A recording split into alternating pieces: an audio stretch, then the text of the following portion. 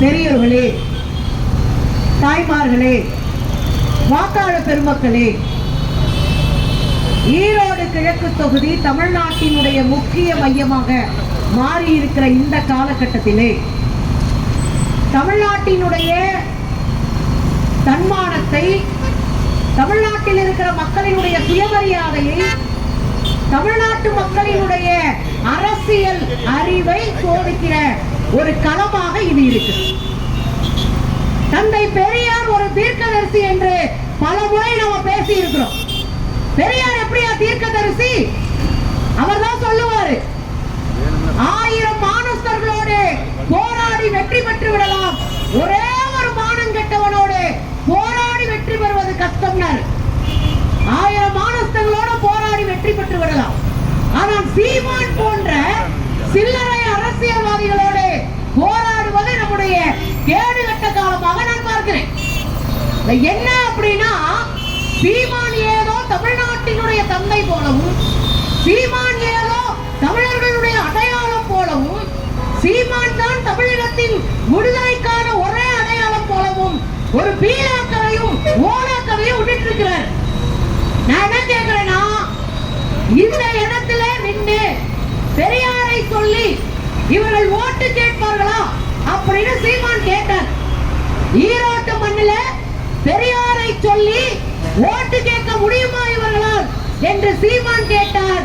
நான் சொல்றேன், ஒரு பெண்களை சுரண்டுகிற பாலியல் குற்றவாளி, பெண்களை இழிவாக பேசுகிற ஒரு இழிவான அரசியல்வாதி சீமானெல்லாம் பெரியாருடைய மண்ணில் நின்று ஓட்டு வெட்கமே இல்லாம கேட்கிற போது தமிழ்நாட்டினுடைய பெண்களுக்கான பேராயுதமாக, சமூக நீதிக்கான அடையாளமாக நின்று தந்தை பெரியார் மகத்தான மானுடன், அவர் பேரை சொல்லி என்னங்க, அவர் பணத்தை காட்டினா ஓட்டு போடுவோம், அவர் பேரை சொன்னா கொண்டாடுவோம். இந்த இடத்துல சுந்தரவள்ளி நிக்கிறேன். நேத்து கேட்டாரு சீமா, அருள்மொழி இருக்காங்களே அவங்க, கனிமொழி இருக்காங்களே அவங்க, சுந்தரவள்ளி இருக்காங்களே அவங்க, கற்பப்பைய வெட்டிப்பாங்களான்னு கேட்டாரு. அவர் கேட்ட சுந்தரவள்ளி நான் தான்.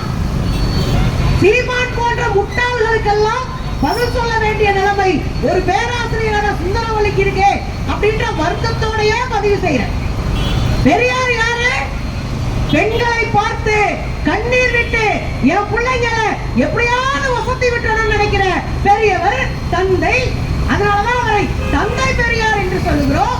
அதனாலதான் வட சென்னையில் நடந்த மாநாட்டிலே பெண்கள் கூடி பெரியாருக்கு ஈவே ராமசாமி என்ற பெயரை மாற்றி பெரியார் என்று கூப்பிடுவோம் அப்படின்னு வச்சாங்க. அதுக்கு பின்னாடி இருக்கிற அரசியல் என்ன? பெண்கள் படிக்கணும், 21 வயசுக்குள்ள கல்யாணம் பண்ண கூடாது, பெண்கள் டாக்டராவா, பெண்கள் கலெக்டராவா, பெண்கள் டீச்சராவா, பெண்கள் பெரிய பெரிய நீதிபதியாவா, ஏரோப்ளேன் ஓட்டு அப்படின்னு சொன்னவர் தந்தை பெரியார். அவர் பேரை சொல்லி ஓட்டு கேட்கறதுக்கு எங்களுக்கு என்ன வெட்கம்? அவர் பேரை சொல்லி ஓட்டு கேட்க எங்களுக்கு என்ன கூச்சம்? பெரியாருடைய பேரை நெஞ்ச நிமித்தி சொல்லி ஓட்டு கேட்போம். காரணம் தெரியுமா? எங்க அம்மா முதல் பட்டதாரி, எங்க அம்மா முதல் பட்டதாரி, முதல் தலைமுறை பட்டதாரி. சீமான போல கை நாட்டு இல்ல, ஒரு சாதாரண மில் தொழிலாளியுடைய பொண்ணு, ஒரு சாதாரண கூலி விவசாயியா இருந்த ஒரு அம்மாவுடைய பொண்ணு MA படிச்சு ஒரு அரசு பள்ளியில ஆசிரியரா உயர்ந்தார் என்றார் வழிகாட்டியது தந்தை பெரியார். அவங்க பொண்ணுனா PhD படிச்சுட்டு ஒன்ன மாதிரி சில்லறைகளுக்கெல்லாம் பதில் சொல்றோம்னா காரணம் எங்களுடைய கல்வி, அறிவு, அரசியல். அதுக்கு பின்னாடி பெரியாரும் திராவிட அரசியலும் என்று இருக்கு. வாய்க்கு வந்ததெல்லாம் பேசுறது, பெரியார் மீது அவதூறுகளை பரப்பிட்டு என்ன தெனாவிட்டு இருந்தா ஈரோட்டு மண்ணுக்குள்ள வந்து சீமான் என்கிற சில்லறை இங்க ஓட்டு கேட்டுட்டு உட்கார்ந்து இருக்கு. நான் கேக்குறேன், சீமான் அப்படி என்ன பெண்களை உயர்த்தி பிடிச்சிட்டாரு? விஜயலட்சுமி கேட்டா தெரிஞ்சிடும். விஜயலட்சுமி கேட்டா சீமான் எப்படி ஒரு பாலியல் சுரண்டல்வாதின்னு விஜயலட்சுமிக்கு தெரிஞ்சு போயிடும். விஜயலட்சுமி நிறைய சொல்லி இருக்கிறாங்க. நேத்து ஒரு பேட்டி பார்க்கிறேன், காளியம்மாள் என்கிற தங்கச்சியோடு எனக்கு 1000 முரண்பாடு இருக்கலாம். அந்த பொண்ணு அவ்வளவு அசிங்கமா பேசுறாரு. யாரு காளியம்மா? எங்க இருந்து நான் கூட்டிட்டு வந்து மேலே ஏற்றி உலக நாட்டுக்கு அனுப்பி நான் பயங்கரமா அந்த பிள்ளைய முன்னேற்றி விட்டேன். இன்னைக்கு வந்து நெஞ்ச நிமிர்த்தி நிற்கிறாங்க. இதுதான் ஒரு தலைவன் பேசுற லட்சணம். இவர் தான் பெண்களுக்கு பாதிக்கு பாதி சீட்ல நிப்பாட்டி பெண்களை அப்படியே எம்எல்ஏ ஆக்கிடுவாராம். நீ ஒரு வார்டு மெம்பர் கூட ஜெயிக்க மக்கள் உங்களை தூக்கி கூப்பிட உட்கார வச்சு குமாங்குத்து குட்டிட்டு இருக்கு தமிழ்நாடு. இந்த லட்சணத்தை நெஞ்ச நிமித்திட்டு மேடையும் மைக்கும் கிடைச்சுன்னா எதை வேணாலும் பேசிடலாம்னா தமிழ்நாட்டுக்குள்ள சீமான் இனி அதை செய்ய முடியாது. ஞாபகம் வச்சுக்கணும். பெண்களை பத்தி பேசினாரே சீமான், மசிறு பிசிறு யாரு சொன்னாரு? சொந்த தங்கச்சியில சொன்னாரு. கட்சியில் இருக்கிற பெண்ணை ஒரு இரண்டாம் கட்ட தலைவர் பாலியலாக சுரண்டிய போது மேடையில் நின்று சீமான் என்ன சொன்னீங்க? அந்த பையனை பார்த்து, இடுமவன கார்த்திகை பார்த்து, டோன்ட் வரி பி ஹாப்பி. இதுதான் ஒரு தலைவனுக்கான லட்சணமா கேட்கிறேன். ஆனா தந்தை பெரியார் யார்? படிக்க சொன்னவர். வேலைக்கு போ, 21 வயசுக்கு மேல கல்யாணம் பண்ணிக்கோ, அது வரைக்கும் சுயமா உன் கால நில்லு, விடுதலையோடு பெண் இருக்கணும்னு பாடுபட்டவரை பத்தி ஒட்டாங்க எழுதி பேசுற அளவுக்கு தமிழ்நாட்டுல சீமானுக்கு துணிச்சலை கொடுத்தது யாரு? ஏயா சீமான் திடீர்னு பெரியார் மேல பாயிறார்னா இது எல்லாம் பாஜக செய்து கொடுத்த அட்டவணை. பெரியாரை பேச சொல்லி பாஜக சீமானுக்கு அட்டவணை கொடுக்கணும். ஏன்னா சீமான் தான் அடியாளு, பாஜகவினுடைய அடியாள் சீமான். என்ன வேலை கொடுத்திருக்காரு? போன ஆண்டு என்ஐஏ வந்தது, என்ஐஏ விசாரணை பண்ணது, சீமான் கட்சியை முடக்கணும்னு என்ஐஏ முடிவு செய்த போது சீமா ஓடி போய் ஒரு பார்ப்பனர் காலில் விழுந்தாரு. அந்த பார்ப்பனர் யாரு? துக்ளக் பத்திரிகையினுடைய ஆசிரியர் ஆடிட்டர் குருமூர்த்தி. அவர் தான் ரொம்ப நாளா பெரியார் மேல காண்டுல சுத்தினா பார்ப்போம். அந்த கால்ல போய் சீமான் விழுந்து, ஐயா என்னை காப்பாத்துங்க, என் கட்சியை காப்பாத்துங்க, என்னை எப்படியாவது காப்பாத்துங்கன்னு சொல்லப்ப அந்த குருமூர்த்தி ரஜினிகாந்த் வீட்டுக்கு போ, எல்லாம் நல்லதா நடக்கும் அப்படின்னு பானை காட்டி விட்டாரு. ஏன் போன வாரம் வரையும் ரஜினிகாந்த் அவர்களை பார்த்தா கமலையும் ரஜினியும் அட்டிக்கிற அட்டியில எந்த சினிமாக்காரனுக்கும் கட்சி ஆரம்பிக்கிற ஆசையா வரக்கூடாதுன்னு சொன்ன சீமான் இன்னைக்கு எப்படியா ரஜினிகாந்த் வீட்டுல போய் டம்முனு காலில் விழுந்தனா கட்சியை காப்பாத்தணும், இன்னொரு பக்கம் ஜெயிலுக்கு போகாம தப்பிக்கணும், இன்னொரு பக்கம் பாஜக பணம் கொடுக்குது. இந்த ஈரோடு கிழக்கு தொகுதியினுடைய இடைத்தேர்தல்ல கோடிக்கணக்கான பணத்தை இறக்குனது யாரு? பாஜக. அண்ணாமலை அண்டர் கிரவுண்ட்ல வேலை பார்த்துட்டு இருக்காரு, ஆர்எஸ்எஸ் அண்டர் கிரவுண்ட்ல வேலை பார்த்துட்டு இருக்கு. ஏதோ சீமான் நெஞ்ச அனுமதி பேசுறாருன்னா எங்க இருந்து இந்த துணிச்சல் வந்தது? பின்னாடி ஒரு பார்ப்பன கும்பல் இருக்கு, பின்னாடி ஒரு ஆர்எஸ்எஸ் பிஜேபியினுடைய கோடிக்கணக்கான பணத்தை இறக்கிருக்காங்க. அங்கதான் இவருக்கு துணிச்சல் வருது. அவர் சொல்றாரு, என்ன பெரியாரு, பெரியார் என்னத்தை அப்படி பண்ணாரு? எங்க ஐயா வஉசி இல்லையா? முதல்ல வரலாறு படிக்கணும். வாட்ஸ்அப்ல வர்ற கதையெல்லாம் படிச்சுட்டு வந்து மக்கள் மன்றத்துல வரலாற உளவிட்டு இருக்கிற சீமான் போன்ற அரைவேக்காட்டு சில்லறைகள் முதல்ல அரசியல புரியணும். வஉசி யாரு? அவரும் எங்க தாத்தா தான். வஉசிக்கு பணம் கொடுத்தது யாரு? நீங்க சொன்னீங்க இஸ்லாமியர்கள் சாத்தானின் பிள்ளைகள் சொன்னீங்களே மிஸ்டர் சீமான், ஞாபகம் இருக்கா? இஸ்லாமியர்களை சாத்தானின் பிள்ளை என்னீங்க. அந்த சாத்தானின் பிள்ளைகள் இருக்காங்கல்ல, அவங்க எல்லாம் ஒருத்தர் தான் முகமது பக்கீர். அவர் தான் 2 லட்சம் ரூபாய் வஉசியினுடைய சுதேசி கப்பலுக்கு அந்த காலத்துல கொடுத்தவர். இன்னைக்கு ஈரோட்டு மண்ணில இருந்து பேசுறேன். ஈரோட்டு மண்ணில பெரியார் 36,000 ரூபாய் வசூல் பண்ணி வஉசியினுடைய சுதேசி கப்பலுக்கு கொடுத்தாரு. அந்த 36,000 ரூபாய் யார் கொடுத்தா? இங்க இருக்கிற இஸ்லாமியர்களும் இந்துக்களும் இன்னும் பிற அமைப்புகளும் சேர்ந்து பெரியாரிடம் கொடுத்தார்கள். புரியுதா? ஆர்எஸ்எஸ் பக்கம் ஏன் சீமான் நிக்கிறாரு? இஸ்லாமியர்களை ஏன் குறை சொல்லணும்? இஸ்லாமியர்கள் மேல என்ன சீமானு காண்டு? சீமானுடைய பயிலால என்ன சொல்லுது? இஸ்லாமியர்களை சந்தேகப்படு, இஸ்லாமியர்களை நம்பாதே. ஏன் அவங்க என்ன அரேபியால இருந்து ஒட்டகத்துல வந்து இறங்கினாங்களா?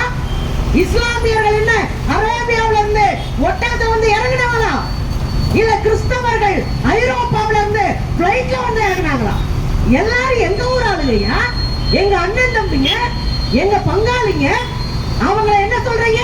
கூச்சமே இல்லாம நீங்கெல்லாம் எங்க ஆள் கிடையாது, நீங்கெல்லாம் வெளியூர் ஆளுங்க, உங்க சாமியா வெளியூர் சாமி. இதத்தான் ரொம்ப நாளா பாஜக சொல்லிட்டு இருந்தான். இப்ப பாஜகவினுடைய பங்காளி சீமானும் சொல்லிட்டு இருக்கிறான். அதுல என்ன தெரியுமாங்க? இஸ்லாமியர்களையும் கிறிஸ்தவர்களையும் பிரிவினைவாதமாக கேடுகட்டத்தனமா பேசிட்டு மரச்சக்க நல்லடைக்கு மாறுவதை போல இஸ்லாமியர்கள் தாய் மதத்திற்கு திரும்புங்கள். என்ன சபஸ்டியா, என்ன சைமன், கொஞ்சம் கூட மூல வேலை செய்யாதா? அரசியல்னா என்ன? மக்களை அணிதிரட்டுவது. அரசியல்னா என்ன? எல்லோருக்குமான வாய்ப்பை உருவாக்கி கொடுப்பது. அரசியல்னா என்ன? எல்லோருக்குமான வளங்களை பகிர்ந்து கொடுப்பது. பெட்டியை வாங்கிட்டு கமுக்கமா படுக்கிறதுல மிஸ்டர் சீமான், உங்களை மாதிரி அயோக்கியத்தனம் செய்த ஒரு பெரும் கூட்டம் எங்களை எதிர்த்து நிக்கலாம். ஆனால் சமூக நீதி படையின் முன்னால் நீங்களாம் ஒரு ஆளே கிடையாது. முதல்ல அதை புரிஞ்சுக்கணும். இதுல சீமான் கேட்கிறாரு, திராவிடத்தை ஒழிப்பதுதான் அவருடைய நோக்கமா? உங்க அப்பனுக்கு அப்பங்கெல்லாம் வந்து தோத்து போன இடம் தான் திராவிடத்தை ஒழிப்பேன்னு சொல்ற அந்த சில்லறை ஸ்டேட்மெண்ட். சொன்னவன் பல பேர் செத்து புல்லு முளைச்சு போச்சு. மிஸ்டர் சீமான், இங்க வந்து உட்கார்ந்து நாங்க திராவிடத்தை அழிப்போன்றீங்க. இன்னைக்கு திராவிட மாடல் ஆட்சி முதலமைச்சர் சொல்றாரு, என்னென்ன திட்டங்கள் கல்வியை குறித்து களத்துல நின்று பேசுறாங்க. திராவிட மாடல் ஆட்சியில ரொம்ப முக்கியமானதை நான் பார்க்கிறேன், பெண்களை உயர்த்தி பிடிப்பது, பெண்களுக்கான வாய்ப்புகளை உருவாக்கி கொடுப்பது. அப்படி என்ன உயர்த்தி பிடிச்சாங்க? முன்னாடி எல்லாம் குடிசை மாற்று வாரிய வீடுகள் கிடைச்சா அது ஆம்பளை பேர்ல கொடுத்தாங்க. ஆனா இப்போ பெண்களுடைய பேர்ல தான் குடிசை மாற்று வாரிய வீடுகள் கொடுக்கப்பட்டு இருக்கு. இது எவ்வளவு பெரிய மாற்றம்! ஒரு பொம்பளை பிள்ளைய கழுத்தை பிடிச்சு வெளியே போய் நீ இது ஏன் வீடு அப்படின்னு யாரும் சொல்ல முடியாது. பொம்பளை பிள்ளைய நெஞ்ச நிமித்தி தைரியமா சொல்லலாம், இது ஏன் வீடியா அப்படின்னு. இன்னொன்னு தெரியுமா? தனி பெண்களுக்கு ரேஷன் கார்டு இல்ல. கணவன் இல்லாத பெண்கள், கணவனை இழந்த பெண்கள், திருமணம் செய்து கொள்ளாத பெண்களுக்கு ரேஷன் கார்டு இல்ல. ஆனா ஸ்டாலின் அவர்களுடைய ஆட்சியில தனி பெண்களுக்கு ரேஷன் கார்டு கொடுங்க. ஒரே ஒரு ஆளா இருந்தாலும் பரவாயில்ல, ரேஷன் கார்டு கொடுங்க சொல்லி ஒரே ஜீவோ பல ஆண்டுகளாக கிடைக்காத ரேஷன் கார்டு பெண்களுக்கு இன்னைக்கு கிடைச்சிருக்கு. இன்னொன்னு ஞாபகம் வைங்க, சீமானுக்கு தான் சொல்றேன். ஏன் சீமானுக்கு சொல்றேன்? சீமான் RSS வாட்ஸ்அப் குரூப்ல இருந்து நிறைய வாந்திகளை நக்கிதான் பேசுவாரு. ஆனா உண்மை என்ன தெரியுங்களா? பெண்களை உயர்த்தி பிடிப்பதற்காக தமிழ்நாட்டில் ஏராளமான திட்டங்களை இங்கே கொண்டு வந்து சேர்த்து இருக்கிறது தமிழ்நாடு அரசு. பஸ் எல்லாம் இலவசம் அல்ல. என் முன்னாடி நிறைய தங்கச்சிங்க வேலை பார்த்துட்டு போறாங்க. நான் சொல்றேன், இந்தியாவிலே 47% பெண்கள் அலுவலகம் சென்று வேலை பார்த்து பொருளாதாரமாக சொந்த காலில் இருக்கிறார்கள் என்றால் முதலிடத்திலே தமிழ்நாடு இருக்கு. என் தங்கச்சிங்க, என் அக்கா பாருங்க, எல்லாரும் வேலைக்கு போய் பொருளாதாரமா சொந்த கால நின்று தலை நிமிர்ந்து கேள்வி கேட்கிறான். என்ன யாரையா கேட்பேன்னு? இது தமிழ்நாட்டுல இன்றைக்கு இருக்கிற வரலாறு. இலவச பஸ் பேருந்து எதிர்கட்சிகள் சீமான் போன்ற அரை வேக்காடுகள் என்ன சொன்னாங்க? பொம்பளைங்கெல்லாம் ஜாலியா ஊர் சுத்திட்டு வர்றாங்க, இலவச பஸ்ல ஊரை சுத்திட்டு இருக்கிறாங்களா பெண்கள். இன்றைக்கு புள்ளி விவரம் என்ன சொல்றது தெரியுமா? இந்த இலவச பஸ் பயணத்தினால் 50 கிலோமீட்டர் 60 கிலோமீட்டர் பயணம் செய்து பெண்கள் பொருளாதாரத்தை துரட்டி வருகிறார்கள். வீட்டுல பெண்கள் சுயமா கால நின்று சுயமரியாதையோட தலையிலிருந்து வாழ்கிறார்கள். இதுதான் சீமானுக்கு கொடுத்தது. அடுப்படிய சுரண்டிக்கிட்டு 4 பிள்ளைகள் காலை கழுவி விட்டுக்கிட்டு ஆயா வேலை பார்த்துக்கிட்டு எனக்கு 4 பெண்கள் உட்கார்ந்தா சீமானுக்கும் சில்லறை RSS பிஜேபி சங்க பரிவார் கும்பலுக்கும் ரொம்ப சந்தோஷமா இருந்திருக்கும். ஆனா உண்மை வேற விதமா இருக்கு. கல்லூரிக்கு போற என் பச்சை பிள்ளைங்க, கல்லூரிக்கு போற பிள்ளைகளுக்கு இங்க வாமா உனக்கு 1000 ரூபாய் வச்சுக்க, நீ நல்லா படித்தாயி. அப்ப நிறைய பேர் கலர்னாங்க. கல்யாணத்துக்கு காசு கொடுத்தமேங்க, கல்யாணத்துக்கு காசு கொடுத்தமே அதையே வெட்டினீங்க. ஏன் கலைஞர் ஆட்சியில திருமணத்துக்கு காசு கொடுத்தாரு? அதுக்காவது படிக்க வைப்பாங்க. அதை படிச்சாலும் நாலு பிள்ளைங்க கையெழுத்து போடும், அதை படிச்சாவது நாலு வேலைக்கு போகும், வேலைக்கு போனா தலை நிமிர்ந்து நடக்கும், யாருக்கும் அடிமையா இருக்காது என்பதற்காக தானே அன்னைக்கு டாக்டர் கலைஞர் திருமண உதவித்தொகை செஞ்சாரு. அதை இன்னைக்கு படிக்கிறதுக்கே கொடுக்கிறேன் மகளே, படிக்கிறதுக்கே கொடுக்கிறேன் மகளே, நீ போய் படி, நீ என்ன படிக்கணும் படி, நான் இருக்கேன் அப்ப அப்படி ஒரு அரசு சொல்லுதுன்னா அதுதாங்க கெத்து காட்ட அரசு. இதெல்லாம் பார்த்து வயிற்றுலதான் சீமானு தொடநடுங்கி போய் நிக்கிறாரு. சீமானுடைய கட்டம் தெரியல. அண்ணன் எத்தனை தடவை சொல்லுவாரு கட்டம் தெரியல கட்டம் தெரியலன்னு, மொத்தமா சீமானுக்கு கட்டம் தெரியல. எனவேதான் திராவிடத்தையும் பெரியாரையும் ஈழ விடுதலை தலைவர்களையும் கொச்சைப்படுத்தி அரசியல் சில்லறையாக அரசியல் கேடுகட்ட கும்பலாக இங்கே களத்துல நிக்கிறேன். நமக்கு ஒரே ஒரு கேள்விதான், நமக்கு ஒரே ஒரு விஷயம் தான், யார் எதிரி? சொந்தக்கார அடையாளம் தெரியும், நண்பன் அடையாளம் தெரியும், எதிரிய கூட அடையாளம் தெரிஞ்சுக்கலாம். நமக்கு RSS பிஜேபி சங்க பரிவார் கும்பல் எதிரி நல்லா தெரியும். ஆனா யார் அடையாளம் பார்த்துக்கணும்? துரோகிய அடையாளம் பாருங்க. காலந்தோறு எட்டப்ப இருப்பான், காலந்தோறு எட்டப்பர்கள் யார் காலையாவது பிடிச்சிட்டு கஞ்சிக்கு செத்து போய் எல்லா யோசிய நடத்தி பண்ணுவான். அந்த எட்டப்பட அடையாளம் பாருங்க. இந்த தேர்தல்ல இந்த ஈரோடு கிழக்குல எட்டப்ப யாருன்னா அது சீமான் என்கிற சில்லறை பண்ணாடதான் இங்க எட்டப்ப. அப்ப நாம தெளிவா இருக்கணும், இந்த எட்டப்பைங்கெல்லாம் ஏமாறக்கூடாது. நமக்கு இருக்கிற ஒரே காலத்து சீமான மண்ணை கவ வைக்கிறது இல்ல, சீமான அரசியல்ல தேர்தல்ல நிக்கிறதுக்கு பயப்படணும். தமிழ்நாட்டுல பெரியாரை, அம்பேத்கரை, மாவோசியை, இங்க இருக்கிற சிங்காரவளரை பேசிட்டு கர்மவீரர் காமராஜரை பேசிட்டு களத்துல நிக்க முடியாது என்கிற ஒரு அச்சத்தை சீமான் போன்ற சில்லறை கும்பலுக்கு தமிழ்நாடு உருவாக்க வேண்டும். நாம சமூக நீதி அரசியல் உண்டாக்குறவர்கள், சமூக நீதி அரசியலை கொண்டாடியவர்கள், சமூக நீதி அரசியலை வென்றெடுக்க வேண்டும் என்றால் அரசியலில் சாக்கடைத்தனமாக உளறி கொட்டிக் கொண்டு பெண்களை இழிவு செய்து கொண்டு போடுகிற எலும்புக்கு வாழாட்டும் சீமானியர்களை வாழ ஒட்ட நறுக்கிறதா நம்முடைய அரசியலாக இருக்க வேண்டும் தோழர்களே. அதனால சொல்றேன், உங்க கையில இருக்கிற ஒரு வாக்கும் நேர்மையாக யார் நமக்காக நிற்கிறார்களோ அவங்களுக்கு போடுங்க. யாருக்கு போடக்கூடாது? சீமான் வாங்குற அட்டி, சீமானுடைய கொழுப்படுத்த வாயை, கரி திமிரை தமிழ்நாட்டுக்குள்ள குறைக்கணும். சீமான் பேச அஞ்சணும், சீமான் பேசுறதுக்கு யோசிக்கணும். தமிழ்நாட்டு பெண்களையும் தமிழ்நாட்டு இளைஞர்களையும் குத்துச்சுவராக்கி அரசியலற்றவர்களாக மாற்றிருக்கிற சீமான் போன்ற அரைவேக்காடுகள் களை எடுக்கப்பட வேண்டும் என்றால் சீமான் டெபாசிட் இழக்கிறது இல்ல. அதனால என்னைக்கு டெபாசிட் வாங்கினா டெபாசிட் இழக்கிறதெல்லாம் இல்ல.